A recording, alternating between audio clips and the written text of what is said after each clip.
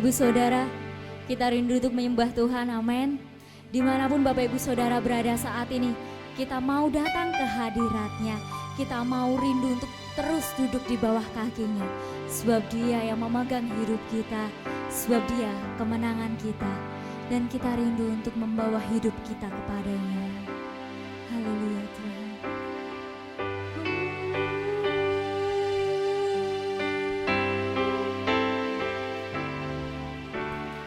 Tuhan, inilah hidupku,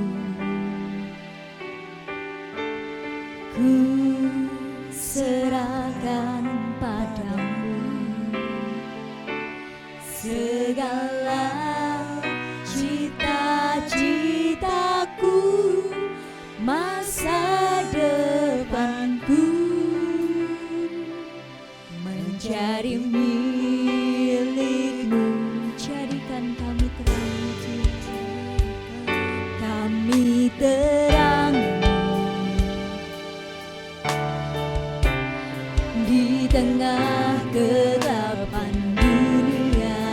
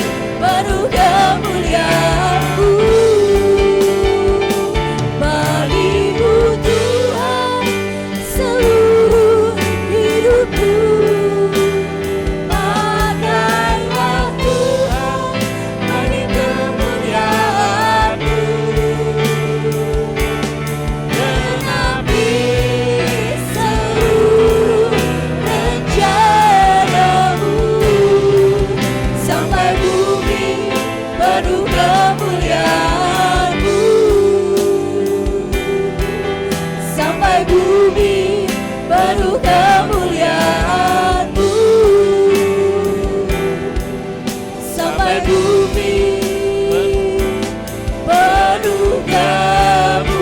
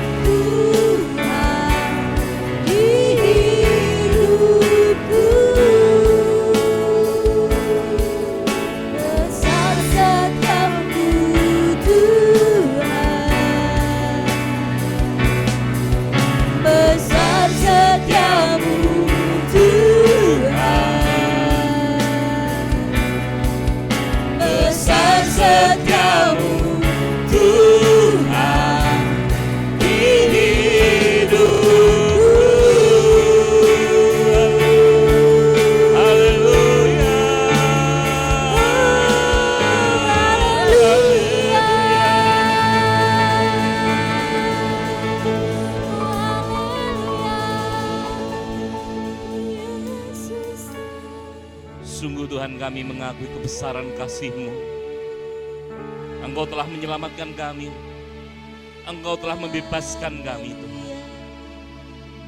Biarlah Tuhan, pagi ini Tuhan kami mau menikmati hadirat-Mu dan lawatan-Mu, Tuhan. Kami mau bersama-sama mendengarkan firman-Mu.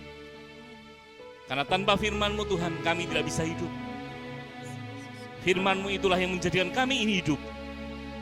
Kami berjalan dalam kehendak dan rencana-Mu hanya melalui kebenaran firman-Mu. Berkati kami semua dimanapun kami berada.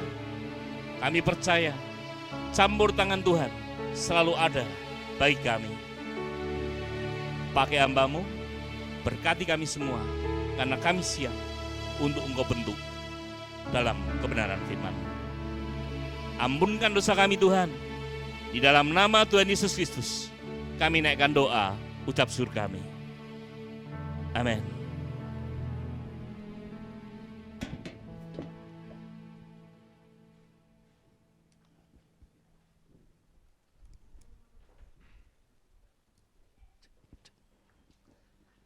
Cek, ya.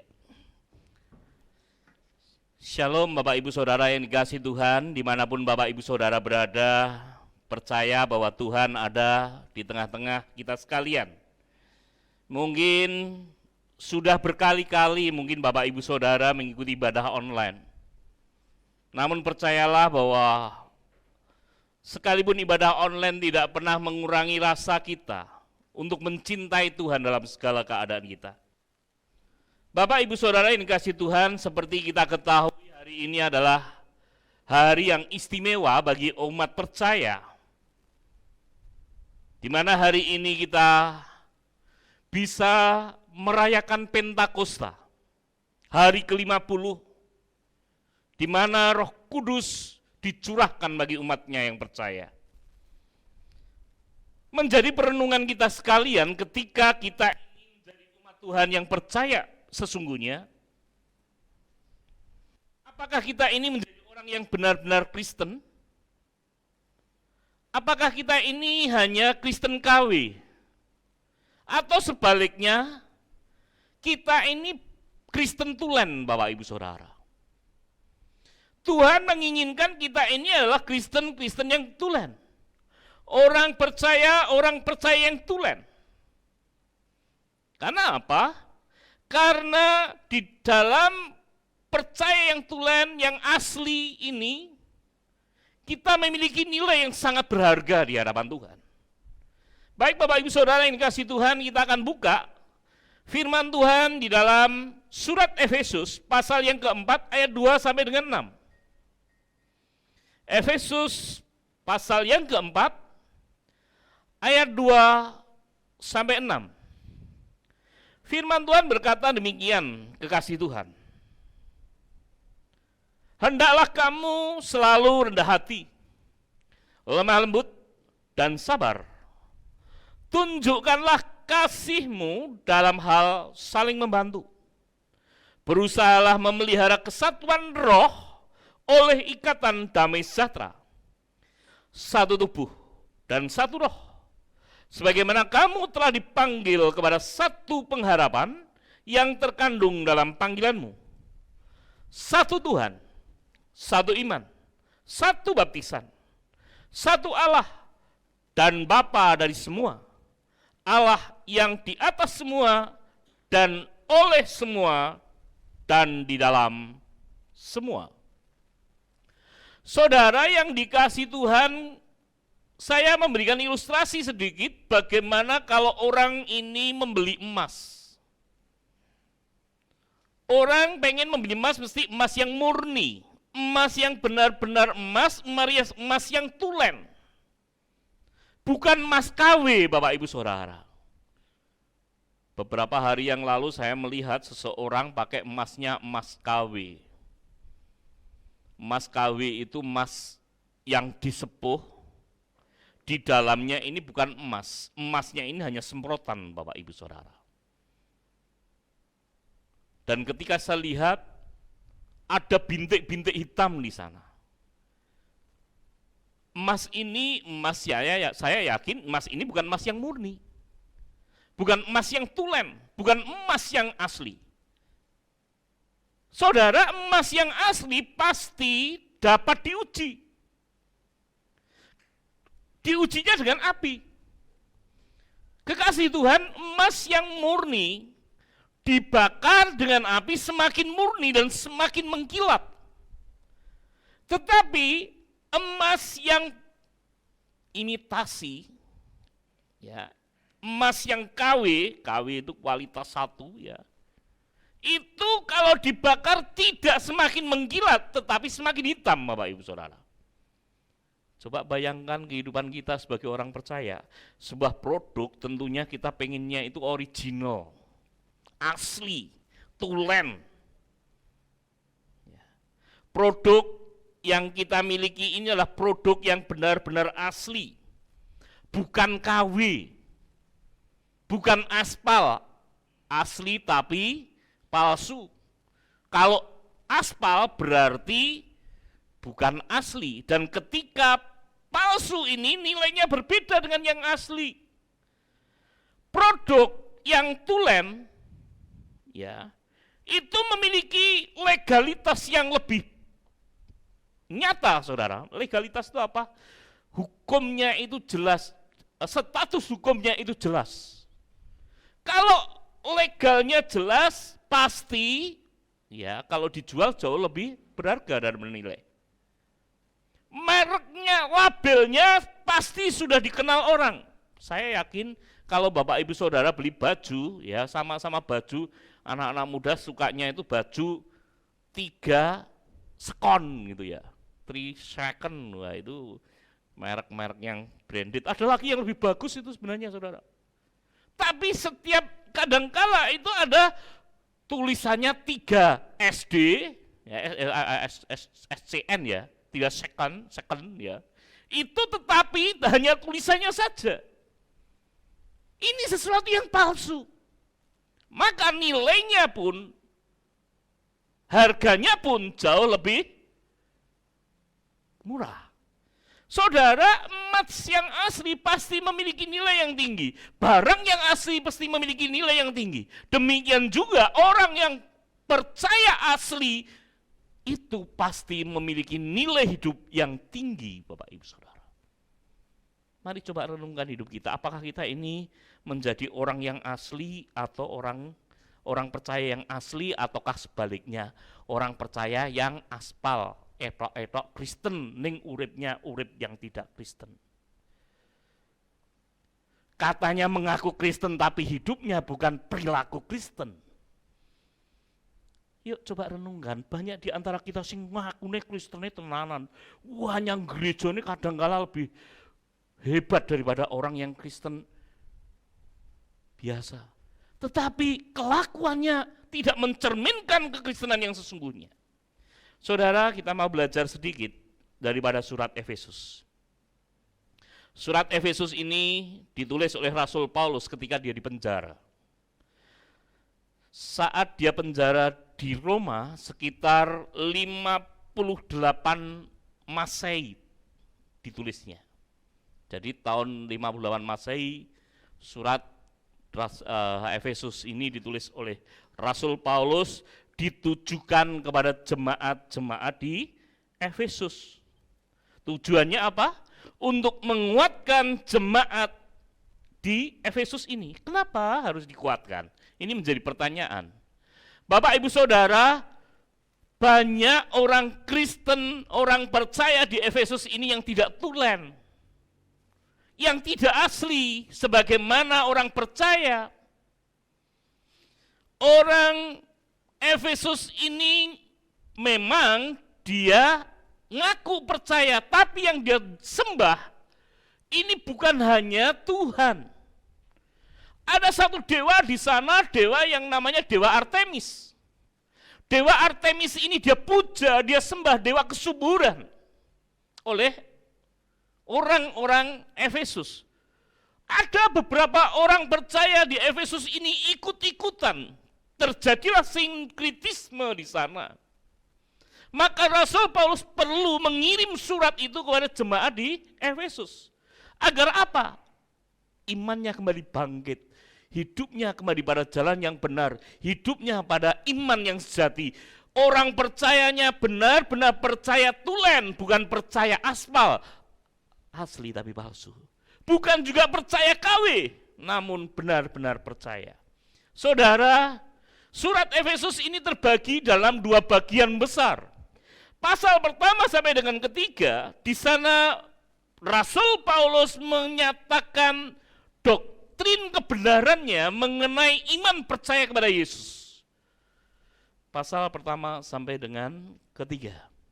Lalu pasal 4 sampai dengan ke-6, Rasul Paulus menunjukkan bagaimana hidup praktis di dalam kebenaran.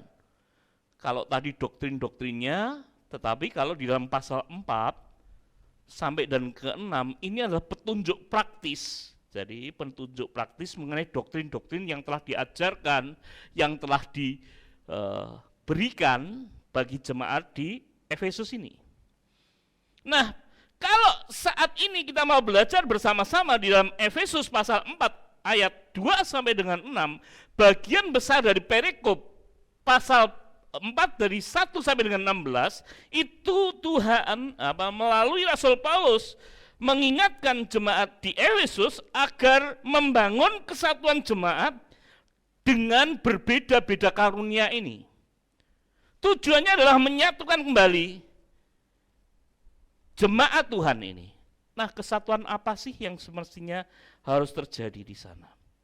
Petunjuk praktis yang diberikan oleh Rasul Paulus kepada jemaat di Efesus dalam pasal yang keempat ayat 2 sampai dan 6 adalah menunjukkan bahwa orang percaya, orang yang dipanggil untuk mengenal Yesus dan percaya kepada Yesus, itu semestinya hidup sebagai orang percaya yang tulen, yang asli. Nah, pagi ini kita mau belajar bersama-sama. Ada 2 hal daripada ciri orang percaya tulen. Roh Kudus dicurahkan, ketika Roh Kudus dicurahkan, kita harus menunjukkan bahwa kita ini adalah orang-orang percaya yang tulen, yang asli, yang tidak imitasi. Yang pertama, Bapak Ibu Saudara, yang pertama adalah orang percaya tulen itu berkarakter ilahi. Berkarakter ilahi. Karakter adalah sifat yang melekat kepada kepribadian seseorang. Karakter itu melekat dalam kepribadian seorang. Karakter itu dibentuk, ada beberapa hal yang bisa membentuk karakter. Yang pertama adalah faktor keturunan, Bapak Ibu Saudara. Jadi faktor keturunan itu bisa membentuk karakter seseorang. Herediter, ini bisa membentuk karakter seseorang. Yang kedua, faktor kedua yang membentuk karakter adalah lingkungan. Kalau kumpulnya itu wong mendem, wong mabuk, saudara, ya karakternya mudah mabuk. Kalau kita kumpulnya dengan orang-orang yang mudah marah, ya kita biasa marah. Kalau kita kumpulnya dengan orang yang mudah misuh-misuh, nah ini kita juga sama. Lingkungan ini sangat berpengaruh dengan kuat. Orang yang kumpulannya itu kumpulan ya pegosip, ya mudah sekali untuk gosipin orang lain.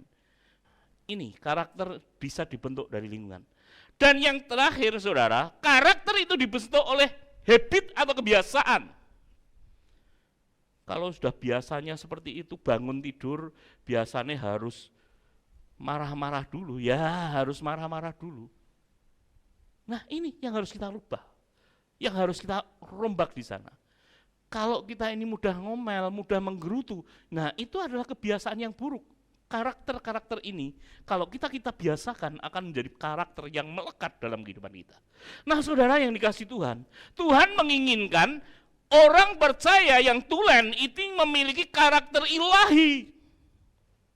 Karakter ilahi di dalam Keluaran pasal 36 ayat 6 sampai 7 di sana menyatakan bahwa karakter ilahi itu adalah karakter yang penuh dengan kasih setia, penuh dengan pengampunan, Bapak Ibu Saudara. Implementasi wujudnya apa? Wujudnya adalah di dalam Efesus 4 ayat yang kedua. Wujudnya yang pertama adalah rendah hati. Orang yang memiliki karakter ilahi karena hidupnya sebagai orang percaya tulen adalah orang yang rendah hati, tidak sombong, tidak menyombongkan diri, ini aku dan seterusnya. Lemah lembut. Orang yang memiliki karakter ilahi memiliki karakter lemah lembut. Karakter yang mau dibentuk, yang mau dididik, yang mau diubahkan, yang bisa menerima masukan orang lain, yang bisa menerima didikan orang lain, Bapak Ibu Saudara. Karakter ilahi memiliki karakter yang lemah lembut. Karakter ilahi di dalam Efesus 4 ayat yang kedua adalah sabar. Kalau kita ini dimarahi orang ya kita belajar untuk sabar, ngelus dodo saudara. Lah kok ya eneng wong ya sing kaya ngono. Ampuni dia saudara.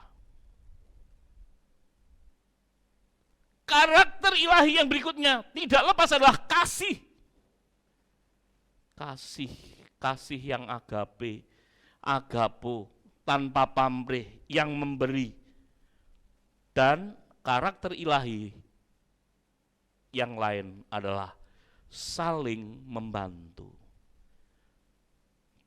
Saya mendorong Bapak Ibu Saudara sekalian, kalau Bapak Ibu Saudara memiliki karakter ilahi, mungkin ada di dalam anggota keluarga kita terlebih dahulu, bapak kita, orang tua kita mungkin, atau anak-anak kita, ketika ada kesulitan, apakah kita memiliki niatan, oh ini ibuku butuh bantuan, oh ini bapakku butuh bantuan, oh ini kakakku butuh bantuan, ataukah kita hanya fokus pada kemauan kita sendiri? Saya mendorong Bapak Ibu Saudara sekalian, mulai dari sinilah karakter ilahi terbentuk. Poin yang pertama yang kita bisa pelajari adalah kita menjadi orang Kristen, orang percaya yang tulen adalah berkarakter ilahi. Yang kedua, Bapak Ibu Saudara, orang percaya tulen selalu rindu membangun kesatuan. Efesus 4 ayat 3 sampai 6 di sana menyatakan bahwa orang percaya itu harus membangun kesatuan. Orang percaya itu harus membangun kesatuan di dalam umat percaya Tuhan. Saudara yang dikasihi Tuhan, kesatuan apa yang bisa kita pelajari di sana? Yang pertama adalah kesatuan roh. Kesatuan roh di dalam ayat yang ketiga. Berusahalah memelihara kesatuan roh oleh ikatan damai sejahtera. Kesatuan roh. Roh di sana R-nya besar. Artinya roh, kesatuan dengan roh. Roh Allah, roh Tuhan. Dalam bahasa Yunaninya di sana adalah hunetes pneuma. Hunetes pneuma itu adalah kesatuan dengan Roh Kudus. Kesatuan dengan Roh Kudus inilah yang sebenarnya Tuhan inginkan. Di dalam Roma pasal yang ke-8 ayat yang ke-14, ketika kita ini mengakui bahwa kita ini percaya kepada Tuhan dan kita ini menjadi anak-anak Allah, maka hidup kita ini dipimpin oleh Roh. Artinya hidup kita ini dikuasai oleh Roh, hidup kita ini benar-benar dipimpin dan dikuasai kemana Roh itu membawa. Kekasih Tuhan, coba renungkan hidup kita. Apakah kita mau dikuasai oleh Roh Tuhan? Bagaimana caranya kita ini bisa dikuasai oleh Roh Tuhan? Kita mau belajar dari seorang yang namanya Daniel. Daniel ini memiliki ikatan yang kuat dengan Tuhan.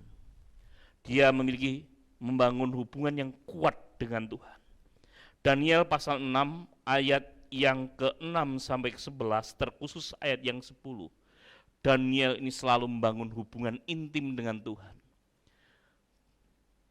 Dia 3 kali dia datang dalam hadirat Tuhan dan dia selalu menyembah Tuhan dengan sujud, dengan konsisten. Saudara, kalau kita ini berbicara mengenai konsisten dalam menyembah Tuhan, kadangkala kita ketika badan kita ini capek, kita susah sekali untuk menyembah Tuhan. Namun mari kita dorong, sebagaimana Daniel lakukan, dia melakukan dengan konsisten, mungkin berat, mungkin susah, mungkin tantangan banyak. Ketika kita diserang orang lain, kita mudah sekali untuk tidak datang dalam hadirat Tuhan, tidak membangun hubungan dengan roh dengan Tuhan.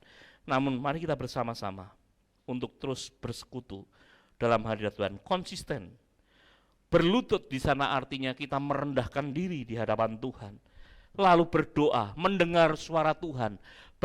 Kita mendengar suara Tuhan dengan setiap waktu merenungkan firman Tuhan itu, dan selalu bersyukur di dalam persekutuan kita dengan Tuhan. Membangun kesatuan dengan roh Tuhan, kita harus lakukan dengan rutin, dengan konsisten, apapun keadaannya, melalui saat teduh kita merenungkan firman Tuhan itu siang dan malam, dan memuji Tuhan, memuliakan Tuhan. Membangun kesatuan yang kedua adalah kesatuan dengan umat Tuhan. Satu tubuh, satu pengharapan, satu Tuhan, satu imam, satu baptisan, satu Allah Bapa. Di sana menunjukkan kita sekalian bahwa kita harus membangun kesatuan umat Tuhan. Penting sekali bagi kita Bapak Ibu Saudara untuk membangun kesatuan, karena di masa-masa sulit saat ini, pandemi saat ini, mungkin kita ini berjauhan, namun semestinya kita tetap membangun kesatuan di dalam doa-doa kita. Karena di dalam kesatuan itu akan menjadikan mukjizat ketika benar-benar ada dalam kesatuan. Orang Kristen tulen selalu rindu membangun kesatuan. Karena apa? Di dalam kesatuan itu kita bisa saling menguatkan. Matius 18 ayat 18 sampai 20 di sana dikatakan, dua orang saja sepakat, maka semuanya akan mendatangkan berkat. Bapak Ibu, saudaraku yang dikasihi Tuhan, coba renungkan, kalau Bapak Ibu Saudara rindu untuk menjadi orang Kristen yang tulen, yang bukan imitasi Bapak Ibu Saudara, bangun kesatuan bersama-sama di dalam umat Tuhan. Bukan hanya satu gedung gereja, tetapi mari sesama orang percaya ini saling menguatkan, saling membangun kesatuan. Kesepakatan dan kesehatian dalam pekerjaan Tuhan menghasilkan mukjizat Tuhan. Bapak Ibu Saudara, coba renungkan hidup kita. Kalau kita membangun sebuah kesatuan, saya yakin dan percaya Tuhan ada dan memberikan berkat bagi kita. Di dalam kesatuan itu adalah kepedulian atau kasih. Kembali berbicara masalah kasih. Kalau kita ini membangun kesatuan tidak diwujudkan dalam kepedulian dan kasih, nol besar, maka kita harus menunjukkan kasih yang sejati kepada saudara-saudara kita. Mungkin saudara dibenci, namun tunjukkanlah kasih itu. Di dalam kesatuan saling melengkapi. Tadi kita lihat pemain musik, ya, ada mungkin Bapak Ibu Saudara satu pemain bassnya nggak ada, mereka sedang dinas. Namun satu hal di sana, mereka saling melengkapi satu dengan yang lain. Drum ngisi, gitar ngisi, lalu piano ngisi. Semuanya saling melengkapi, maka didengarlah sebuah alunan musik yang indah, yang bisa kita nikmati. Mungkin satu bisa, tetapi akan lebih indah, itu bila kebersamaan. Kesatuan diwujudkan ketika saling melengkapi. Dan di dalam kesatuan umat Tuhan, ada pengorbanan. Tanpa pengorbanan, kesatuan tidak akan pernah terwujud. Maka saya mendorong Bapak Ibu Saudara sekalian, mungkin korban perasaan untuk bersatu, korban hati untuk bersatu. Namun saya tetap mendorong Bapak Ibu Saudara untuk tetap membangun kesatuan umat Tuhan. Bapak Ibu Saudara, pengen tetap jadi orang Kristen KW ataukah orang Kristen tulen? Pertanyaan saya kembalikan Bapak Ibu Saudara. Tapi saya mendorong Bapak Ibu Saudara untuk menjadi orang Kristen yang tulen, yang asli, yang memiliki karakter ilahi, yang mau membangun kesatuan, kesatuan di dalam roh Tuhan dan kesatuan umat percaya. Tutup Alkitab Saudara dan kita mau saat teduh bersama-sama. Tuhan ada bagi kita. Biarkan roh Tuhan memenuhi hidup kita. Roh Tuhan memberikan kita ini semakin berkenan di hadapan Tuhan. Dan roh Tuhan itu menaungi hidup kita. Roh Tuhan yang hidup.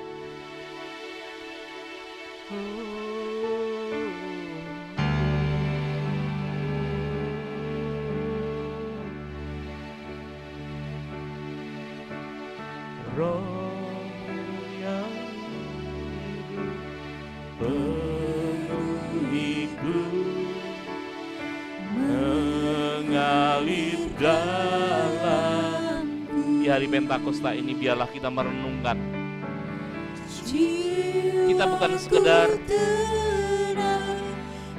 ada manifestasi Roh Kudus, namun benar-benar kita merasakan lawatan Tuhan, jadi orang-orang percaya yang tulen, yang asli, karena hidup kita telah dipenuhi oleh Roh Kudus.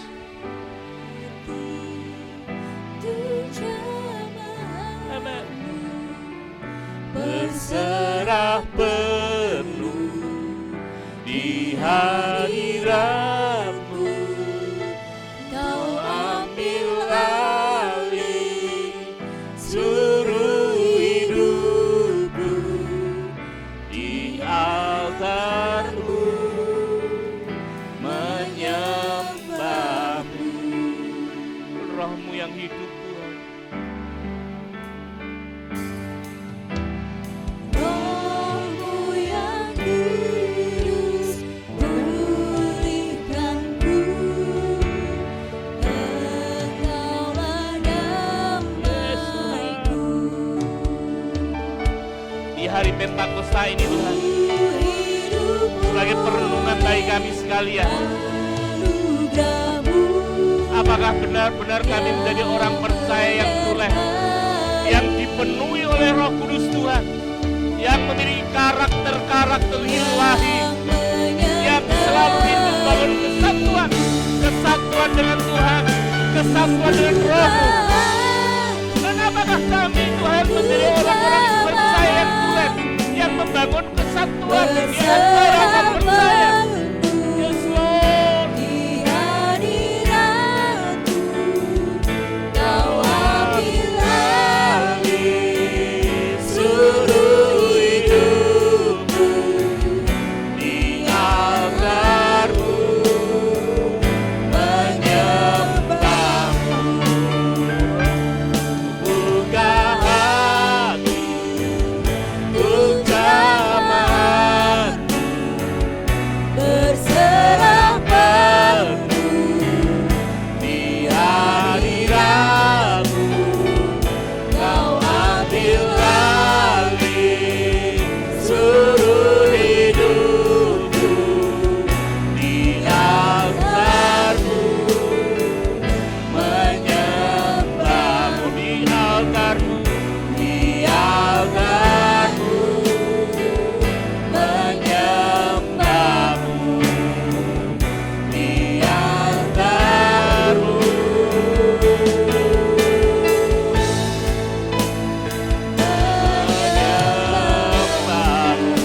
Haleluya, haleluya, kami rindu Tuhan.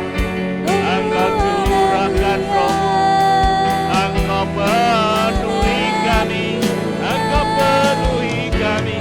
Oh, kami rindu Tuhan. Kami rindu kuasa Roh-Mu, menjadikan kami orang percaya yang asli, yang tulen Tuhan. Kami rindu kuasa-Mu memenuhi kami. Haleluya.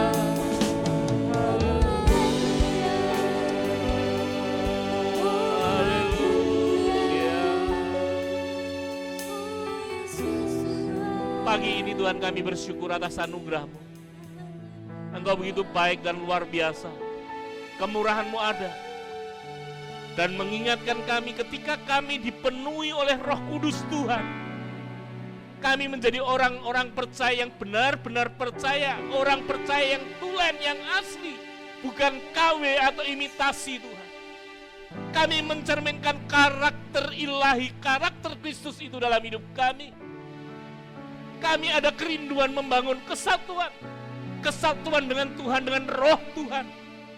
Dan kesatuan dengan umat-umat percaya Bapa. Ingatkan kami, ketika Roh Kudus memenuhi kami terus berjalan dalam kehendak dan rencana.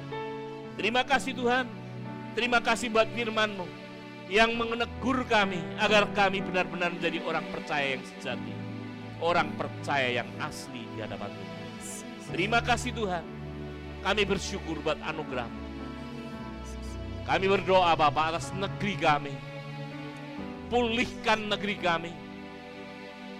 Dalam wabah pandemi saat ini kami percaya tangan kuasa Tuhan memberikan hikmat para pemimpin negeri ini, mulai dari presiden, gubernur, bupati, wali kota, demikian juga camat, lurah, RW dan RT. Kami percaya hikmat bijaksana-Mu atas mereka, kesehatan Kau berikan atas mereka, penyertaan Kau berikan atas mereka, sehingga mereka dapat mengambil kebijakan-kebijakan yang tepat, sehingga negeri kami segera pulih dari pandemi COVID. Kami ingin hidup normal Tuhan. Kami rindu Engkau segera campur tangan dan memulihkan negeri kami. Kami bersyukur buat anugerah-Mu. Berdoa bagi seluruh jemaat Tuhan dimanapun mereka berada. Campur tangan-Mu memberkati mereka. Campur tangan-Mu melindungi mereka. Campur tangan-Mu menyertai mereka.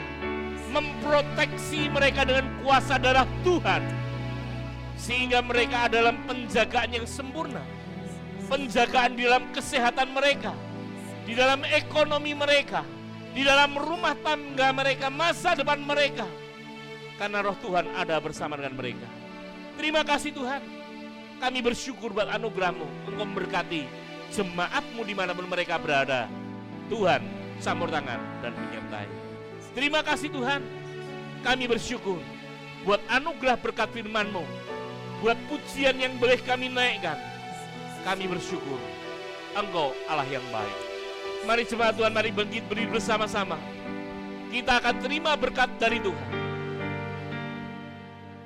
Saudara, berkat yang datang dari Allah Bapa, Allah Putra, Allah Roh Kudus, dan di dalam nama Tuhan Yesus Kristus memberkati saudara, pekerjaan saudara, rumah tangga saudara, masa depan saudara, dimanapun saudara berada, dijadikannya berhasil dari sekarang sampai Maranatha, Tuhan hadir kedua kalinya.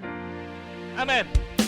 Segala puji, hormat, syukur naikkan kepadamu, Allah Bapa, Allah Anak, Allah Roh Kudus.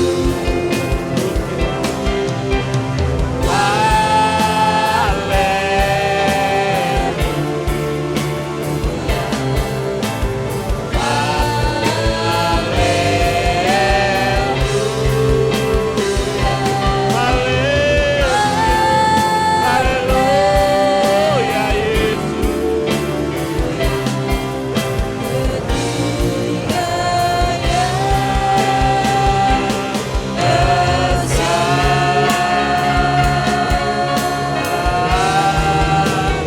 Amin. Kemuliaan bagi-Mu.